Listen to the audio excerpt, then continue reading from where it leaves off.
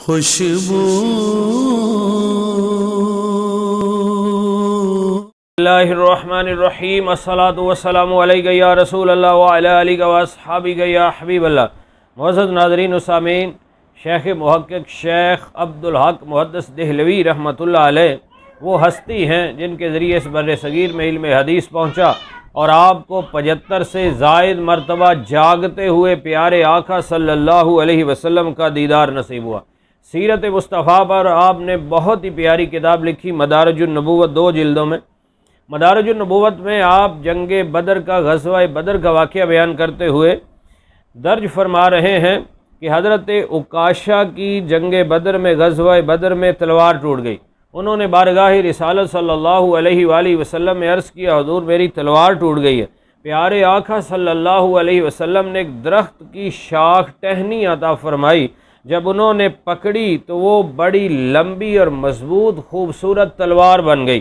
اس تلوار سے غزوہ بدر میں لڑتے رہے، کافروں کو قتل کرتے رہے، اور پھر انہوں نے اس تلوار کا نام اون رکھا، اور دیگر غزوات کے اندر بھی وہ اسی تلوار کے ساتھ لڑتے تھے اور کافروں کو قتل کرتے تھے۔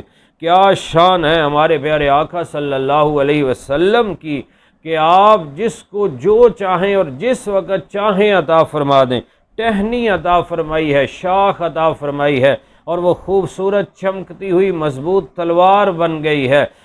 کیا خوب فرمایا بریلی کے تاجدار عاشقوں کے امام اعلیٰ حضرت امام احمد رضا خان نے، سارے نبی معجزے لے کر آئے، معجزہ بن کے آیا ہمارا نبی، سب سے اولا و اعلیٰ ہمارا نبی، سب سے بالا و اعلیٰ ہمارا نبی، سارے اونچوں سے اونچا سمجھیے جسے، ہے اس اونچے سے اونچا ہمارا نبی، خلق سے اولیاء، اولیاء سے رسول، ہے رسولوں سے اعلیٰ ہمارا نبی، ملک کونین میں انبیاء تاجدار، تاجداروں کا آقا ہمارا نبی، غم زدوں کو رضا مجدہ دیجئے کہ ہے بے کسوں کا سہارا ہمارا نبی۔